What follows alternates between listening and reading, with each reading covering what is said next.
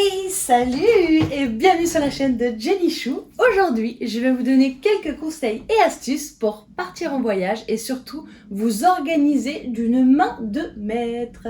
Let's go!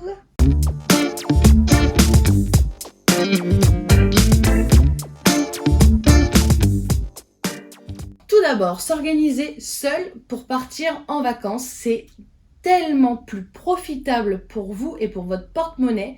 Surtout, vous pourrez faire toutes les activités que vous souhaitez.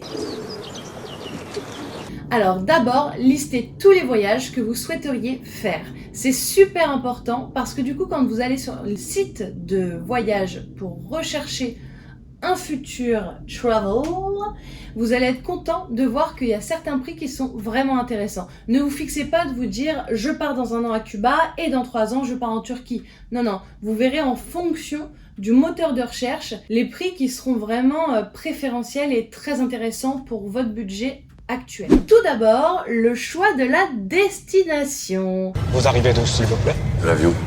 Quel type de voyage souhaiteriez-vous faire? Déjà, posez-vous cette question. Est-ce que vous préfériez des voyages farniente, un voyage un petit peu type road trip, vadrouilleur? Est-ce que vous préféreriez plutôt un voyage mi-farniente, mi-vadrouilleur? Combien de temps vous souhaiteriez partir? Si c'est 1 semaine, 2 semaines, 3 semaines? Donc la deuxième étape, ça va être de budgétiser votre voyage. Si jamais vous partez sur 1 semaine et que vous avez bloqué 1100 € par exemple pour cette semaine-là, surtout, il est important de budgétiser avant parce que quand vous allez réserver votre billet d'avion, vous allez voir que c'est souvent ce qui arrive et malheureusement, c'est le plus cher, c'est la partie avion et hôtel. Mais je vais vous donner des petits tips pour essayer de trouver les meilleurs prix et surtout des prix qui vont être intéressants pour le portefeuille de chacun. Alors, je pense que c'est un secret pour personne, mais partir hors saison, c'est toujours beaucoup moins cher. Avant même de vous donner des applications ou des sites internet sur lesquels on peut trouver des prix préférentiels, sachez que partir hors saison, lorsqu'on n'a pas d'enfants, attention, parce que pour ceux qui ont des enfants, je sais que c'est beaucoup plus compliqué.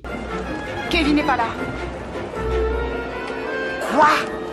En attendant, partir hors saison, pour ceux qui n'ont pas d'enfants du coup, ça va être beaucoup plus intéressant parce que les prix vont carrément dégringoler. Et je vous jure que la différence, elle est énorme. On the road.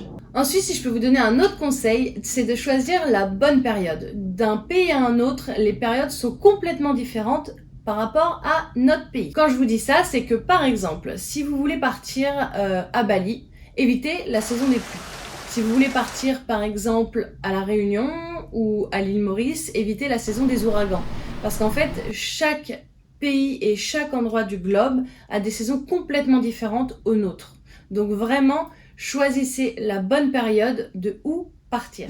Si jamais vous souhaitez savoir où partir et quand, vous avez un site que je vous mettrai quelque part dans l'écran, I don't know where, qui s'appelle Quand partir. Et alors ce site-là, il est incroyable parce que du coup, vous avez toutes les saisons et vous avez aussi les meilleures périodes pour partir au pays. Par exemple, je sais qu'au Laos, il est beaucoup plus intéressant de partir en novembre ou en décembre parce que c'est une saison qui est sèche. Alors maintenant, on va parler du billet d'avion. Le billet d'avion, c'est un sacré coup, qu'on se le dise. Attention, je sais très bien que celui-ci est souvent onéreux. Il fait partie principalement du budget et c'est souvent 50 à 60% de notre budget. Mais vous avez des sites qui sont vraiment extra pour ça. Déjà, vous avez une application qui s'appelle Skyscanner. Je pense que tout le monde connaît cette application actuellement. Je vous la mets quelque part dans l'écran. Cette application, elle est magique. Par contre, quand vous commencez à faire votre recherche, soit vous êtes très ouvert d'esprit et vous avez envie de partir juste d'une période A à une période B, mais que vous ne savez pas où, vous pouvez très bien mettre sur l'application départ Paris, tous les aéroports, et ensuite vous mettez à l'arrivée, sur les destinations, vous mettez partout. Quand vous allez mettre partout, vous allez voir que vous allez avoir les meilleurs tarifs un petit peu partout dans le monde, et surtout, franchement, c'est super intéressant. Là, j'ai vu qu'il y avait des vols pour l'Italie qui étaient franchement pas très chers, aller-retour en plus, donc petite pépite. Attention par contre, la plupart du temps, ce sont des départs de Beauvais. Vous allez voir que c'est vraiment des tarifs super intéressants. Si par contre, vous pouvez partir peu importe où en France, si ça ne vous dérange pas de prendre l'aéroport de Marseille, vous pouvez descendre à Marseille avant de prendre l'avion, faites-le parce que parfois vous allez voir que vous allez avoir des prix vraiment super intéressants en partant d'un autre aéroport que de chez vous. Pour la deuxième application, vous avez Voyage Pirate. Oh là là, je vous donne des bons plans, mais vraiment... Ah oui. C'est un petit peu pareil que Skyscanner, vous avez les hôtels, vous avez carrément les voyages complets, vous avez les vols plus les hôtels, et parfois vous avez aussi des activités. Donc vraiment, cette application, elle est vraiment exceptionnelle. Je trouve que les prix sont intéressants. Des fois, vous avez des choses pour 9 €, des fois, vous avez des vols pour 37 €. Vraiment, cette application, elle est pépite, je vous le garantis. Ensuite, vous avez encore autre chose. Alors, je n'y vais pas régulièrement. C'est vrai que je regarde plutôt sur les deux autres applications, mais vous avez Liligo. Et Liligo, bah, c'est pareil, c'est un comparateur de vol en fait. Donc, du coup, vous avez les meilleurs tarifs. Alors, attention, comme les deux autres applications, vous risquez d'avoir des escales parfois très longues. Donc si ça vous dérange pas, je sais que par exemple, pour aller en Australie, il y a une escale à Singapour, mais l'escale, même si elle dure une journée, l'aéroport est tellement incroyable, il y a une serre aux papillons, enfin, cet aéroport est spectaculaire, ça te dérange beaucoup moins de rester dans un aéroport une journée entière, pour payer surtout beaucoup moins cher le vol de base. Donc regardez bien, si les escales ne vous dérangent pas, vous pouvez très bien prendre les vols avec escale qui seront toujours moins chers que les vols sans escale. Donc parfois les comparateurs de vols sont vraiment très intéressants. Mais il faut savoir que sur certaines compagnies aériennes, vous avez aussi des tarifs, des fois des one-shot qui vont apparaître en une journée et là ils vont vous dire ah bah là vous avez un tarif préférentiel pour partir en Guadeloupe ou là vous avez un tarif préférentiel pour partir dans les Pouilles en Italie. Donc vraiment regardez aussi parfois sur les compagnies aériennes directement. Je pars régulièrement quand même avec Air France et c'est vrai qu'avec Air France on a une carte de fidélité qui s'appelle Flying Blue et avec cette carte vous pouvez cumuler des miles et en cumulant vos miles parfois vous avez des tarifs qui sont vraiment réduits aussi. Donc regardez quand même un petit peu partout. Alors je sais que ça peut être un petit peu compliqué. Moi j'ai tendance quand je décide de partir quelque part à ouvrir 15 pages internet et à regarder tous les tarifs de tous les vols et en fonction des escales et en fonction de la date, en fonction de la destination où je veux aller, je vais au fur et à mesure fermer quelques pages, éliminer et après il va m'en rester plus qu'une et du coup ce sera celle-ci que je vais choisir parce que le prix sera plus intéressant pour moi et même si ce sera peut-être pas le prix le moins cher, il sera peut-être plus intéressant parce que bah il y aura peut-être le bagage en soute, il y aura peut-être pas le bagage à payer, il y aura peut-être 25 kilos d'autorisé pour le retour, vous voyez, il y aura peut-être aussi le petit déjeuner offert. En fonction des compagnies aériennes, faites attention aussi à ça parce que je sais que par exemple Transavia, qui est la compagnie low cost de Air France, les prix, parfois, ils sont très intéressants, mais en fait, quand vous arrivez à l'aéroport, bah, vous avez ni la valise, ni la valise cabine, ni le repas, ni une pauvre bouteille d'eau. Enfin, vous avez absolument rien. Et en fait, il faut rajouter. Et au final, vous regardez, bah, le prix revient exactement au même que d'avoir pris un billet sur Air France. Donc, faites bien attention à ça. Regardez toutes les modalités quand vous réservez un vol. Demain, tu me diras merci. Aussi, pour réserver votre billet d'avion, ce sera toujours moins cher et moins onéreux si vous partez en semaine. Oui, bah, je pense que ça, tout le monde est au courant. C'est comme partir hors saison. En semaine, ce sera toujours moins cher que de partir en week-end. Bon, ensuite, une fois que vous avez trouvé votre vol, vous avez du coup défini votre destination. Maintenant, on va pouvoir s'attaquer au logement. Alors, avant de partir, surtout, regardez bien s'il y a des vaccins ou des modalités avant de partir dans un pays. Parce que d'un pays à un autre, il y a certains vaccins qui sont obligatoires et d'autres qui sont vivement conseillés. Du coup, je vous conseille d'aller regarder sur le site diplomatie.gouv. N'hésitez pas à aller regarder, surtout avant de partir, parce que vraiment, ça peut vraiment vous permettre d'éviter des petites noises. Alors, votre destination est enfin choisie, votre vol est enfin trouvé, vous avez regardé les modalités et maintenant allez regarder les vlogs. C'est super intéressant parce qu'en fait vous allez avoir l'expérience de d'autres personnes qui sont parties dans ces pays-là ou dans cette région-là et du coup bah, ils vont pouvoir vous donner leurs avantages, leurs inconvénients ou bien le voyage en globalité en fait, ce qu'ils ont aimé, ce qu'ils n'ont pas aimé. Alors attention, hein, les goûts et les couleurs sont différentes pour tout le monde mais franchement ça peut être vraiment intéressant d'avoir les avis des autres. Et si jamais dans votre entourage, vous avez des personnes qui sont déjà parties aussi dans cette destination, n'hésitez pas à aller leur demander parce que vraiment, ce sera toujours de meilleurs conseils que Internet. Allez, allez. Bon, maintenant que vous avez la destination, il est temps de vous organiser. Alors pour vous organiser, moi, soit j'utilise des petits cahiers comme ceux-là, vous voyez, ils sont super pratiques. Donc ça, c'est des carnets de voyage en fait. Bon, moi en plus, j'adore quand c'est vintage. Attention, hein, je vous le dis. Je sais pas si vous voyez bien, mais en attendant, c'est ultra pratique et du coup, n'hésitez pas à tout écrire à l'intérieur. En fait, c'est super utile parce que du coup, quand vous allez être sur la destination une fois sur place, vous allez parfois oublier quelques adresses, vous allez parfois oublier quelques tips qu'on vous a donnés auparavant. Donc, n'hésitez pas à tout noter dedans. Moi, j'ai tendance à faire surtout et beaucoup de PowerPoint. Et les PowerPoint, c'est plutôt la vie. Hein. J'ai envie de vous dire, il n'y a rien de mieux que les PowerPoint. Je vous mettrai un exemple quelque part par là. Mais en tout cas, vous allez voir que moi, je suis organisée ultra au carré parce que je note les meilleurs restaurants, je vais noter les meilleures activités à faire. Parfois, je vais réserver des activités avant. Mais attention parce que des fois, la spontanéité, c'est bien mieux que autant d'organisation. Je m'organise énormément, mais quand je pars en road trip, par exemple, je vais avoir tendance à écrire toutes les activités à faire. Et une fois sur place, le matin, on va se réveiller, on va se dire aujourd'hui, qu'est-ce qu'on a envie de faire? On va regarder mon petit PowerPoint et on va se dire ah bah tiens, ça a l'air sympa, ah bah ça aussi, ah bah du coup, je ferais bien ça plutôt. Mais ça prend à peu près 4 heures, bon bah du coup, on pourra pas faire le reste. Donc du coup, en fait, on va changer nos priorités en fonction de notre voyage et en fonction de notre humeur, en fonction de tous les jours. Donc vraiment, soit vous vous organisez au carré et parfois en manque de spontanéité, soit je m'organise à demi, mais je note tout sur mon PowerPoint, toutes les activités possibles et imaginables qui sont à faire sur place. Pour vous aider, vous allez avoir des livres ils sont super ces livres, je les aime tellement d'amour, je les adore, mais vous allez avoir des livres du Routard ou les Lonely Planet qui vont être super intéressants. Alors attention, ceux-là regroupent par exemple tous les road trips dans le monde, mais vous avez aussi sur les États-Unis ou sur la France. Celui-ci, ça va être les voyages dans le monde aussi. Et en fait, vous allez avoir les meilleurs plans, les meilleurs spots à faire.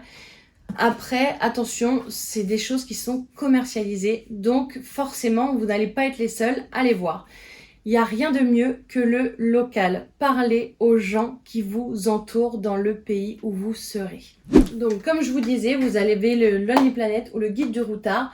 Mais aussi, avant de partir, comme vous allez prévoir votre PowerPoint ou votre petit cahier où vous allez noter tous les meilleurs plans à faire, surtout, regardez sur Internet et quand vous tapez par exemple « je veux aller, je ne sais pas, au Mexique », que faire d'insolite à Tulum? Vous allez mettre ça et en fait, vous allez avoir des choses, des fois, faut chercher. Attention, vous n'allez pas passer juste 10 pauvres minutes à chercher.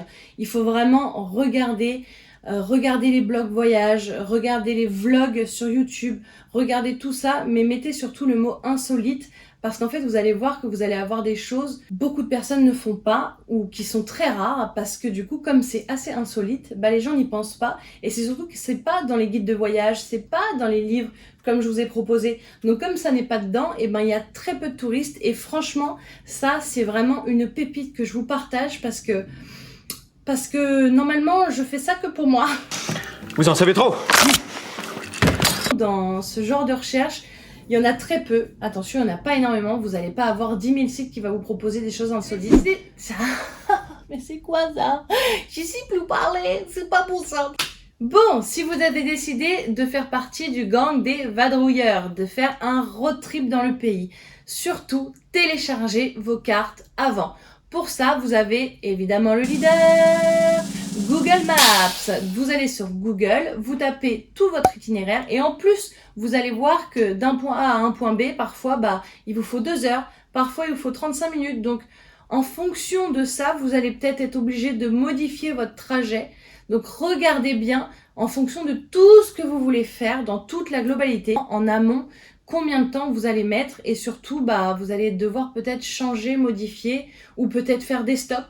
Et faire des stops, des fois ça peut être super sympa parce que nous aux États-Unis c'est ce qu'on a fait. On a fait des stops dans des petits bleds complètement paumés, mais c'est là où on a fait les plus belles rencontres et où on a discuté le mieux, où on a vu des trucs complètement typiques, où il y avait 0 touriste.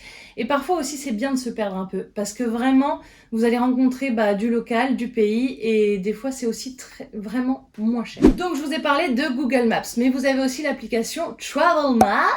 Yeah! C'est une application ou un site internet sur lequel vous pouvez télécharger, comme Google, votre carte en amont. Donc vous pouvez très bien tracer tout votre trajet. Et là, ça va faire par exemple une grande boucle. Vous n'aurez plus qu'à télécharger la carte. Faites-le parce que d'un pays à un autre, nous n'avons pas la 4G partout. Donc c'est pas super quand le GPS ne fonctionne pas. Et ça, c'est vraiment génial. Alors, pour réserver votre logement, n'hésitez pas à passer par des sites de cashback. Alors, ça paraît un peu bizarre. Au début, j'étais très réticente. Mais en fait, c'est vraiment intéressant. Parce que sur les sites de cashback, vous allez toucher une commission. Et surtout, en fait, vous allez payer un petit peu moins cher. Je vais vous mettre un exemple dans l'écran. Quand vous ouvrez cette application, vous allez voir que vous allez avoir plusieurs liens. Et en plus de ça, il n'y a pas que pour les voyages. Vous avez aussi pour les vêtements, vous avez ASOS, je crois, vous avez plein d'autres choses. Mais en fait, du coup, vous allez pouvoir cliquer dedans. Quand vous allez cliquer sur le lien directement, ça va vous renvoyer, moi ça m'a renvoyé directement sur l'application de Booking par exemple pour simuler un voyage. Et du coup, en fait, vous allez voir que j'ai moins 9% ou moins 20% en fonction des logements. Donc regardez bien et c'est surtout que vous allez toucher une commission. En arrivant après sur place, vous allez avoir une petite com parce que vous serez passé par ce site-là. Même si vous êtes remboursé que d'une vingtaine d'euros, vous allez être content en fait d'avoir ces 20 euros parce que du coup c'est toujours ça de gagner comme on dit. Alors les sites de logement, donc comme je vous ai parlé du cashback auparavant, vous avez Booking. Donc sur Booking vous avez énormément d'offres et franchement il y en a qui sont ultra intéressantes. Moi je sais que je passe pratiquement que par Booking, mais en plus de ça, ma carte Flying Blue de Air France est valable sur Booking. Du coup, ça me rapporte des miles et en plus, ça me rapporte des réductions. Donc après Booking, vous avez évidemment le leader Airbnb. Ouais. Alors, je vous explique comment je fais. Donc, j'ouvre plein de pages Booking. Tiens, cet hôtel me plaît, celui-ci aussi, celui-là, là aussi. Je vais ouvrir aussi Airbnb. Je vais mettre exactement les mêmes dates, les mêmes filtres. Surtout, mettez des filtres parce qu'en fait, ça va faire un tri un petit peu naturel, entre guillemets, pour vous. Par exemple, moi, je sais que dès que je trie et que je mets sur mes filtres, je cherche toujours une place de parking. Je ne réserve pas un hôtel si je n'ai pas cette place de parking. Peu importe le pays, peu importe l'endroit, je réserve soit une voiture, soit j'ai la mienne, mais je réserve toujours avec une place de parking. Donc, quand je vais dans les filtres, je les mets automatiquement. Ensuite, pour les last minutes, pour ceux qui sont un petit peu vadrouilleurs, si jamais vous avez réservé, la plupart du temps, quand on vadrouille comme ça, si vous voulez pas tout réserver, réservez quand même le premier logement et le dernier. Mais ensuite, tout le long de votre voyage, vous pourrez réserver à la dernière minute. Et vous avez l'application ou le site internet qui s'appelle Hotel Tonight. Donc là, c'est vraiment pour de la dernière minute. Si vraiment vous avez rien, allez sur ce site, c'est vraiment intéressant. Pour ceux qui sont un petit peu plus roots, qui sont vadrouilleurs et roots, vous avez Hotel World, c'est plus pour des auberges jeunesse. Alors ce sera toujours le moins cher. Moi, je suis pas une grande adepte, mais sur ce site-là, vous allez avoir vraiment des offres intéressantes. Et en plus, c'est pas trop des auberges de jeunesse pourraves, donc ça peut être plutôt pas mal.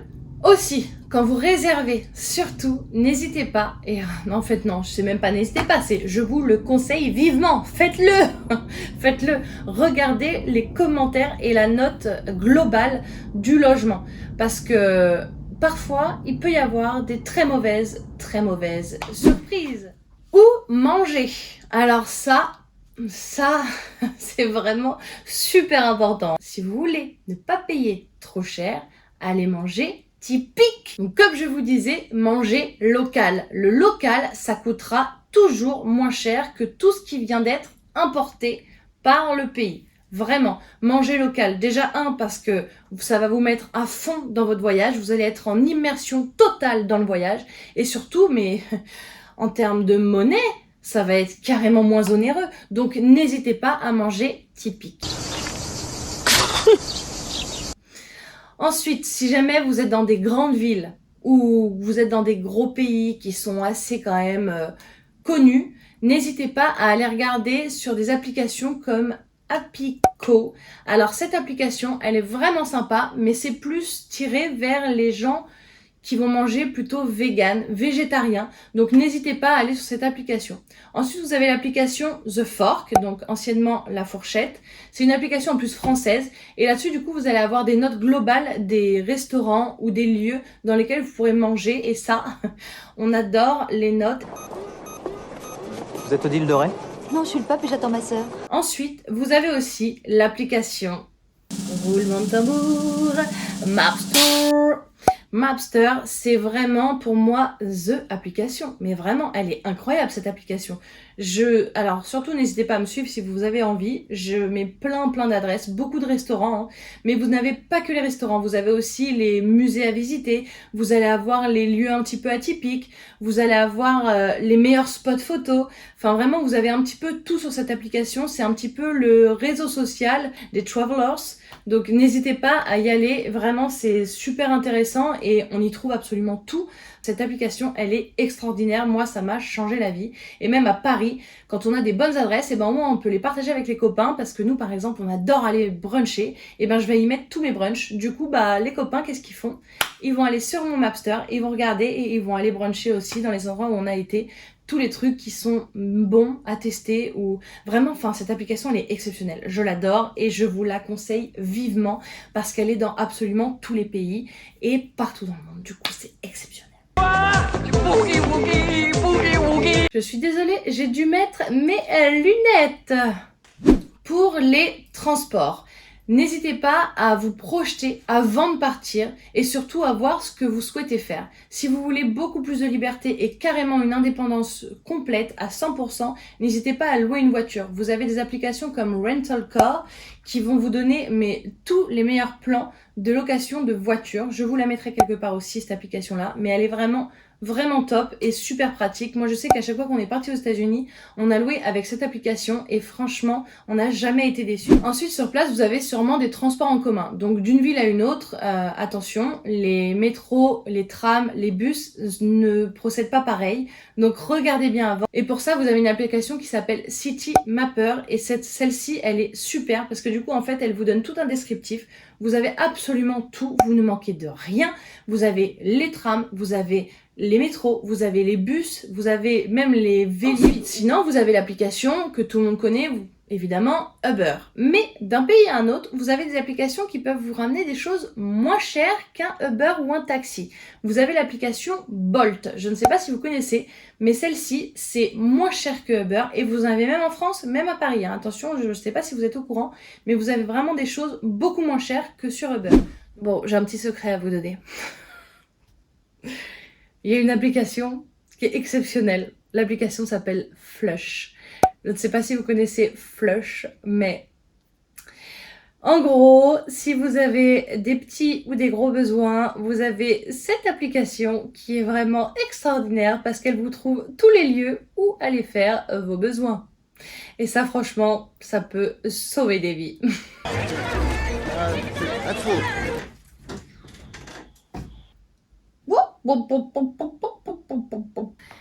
Psst, vous n'êtes pas encore abonné? Qu'est-ce que vous attendez là? Ça va, je vous donne pas mal de bons plans quand même. Voilà. Allez, on s'abonne. Bon, comme d'hab, si cette vidéo t'a plu, n'hésite pas à me mettre un petit pouce, ce serait vraiment cool. Et puis on se retrouve pour faire sa valise. Allez, je vous dis à la semaine prochaine. Des bisous.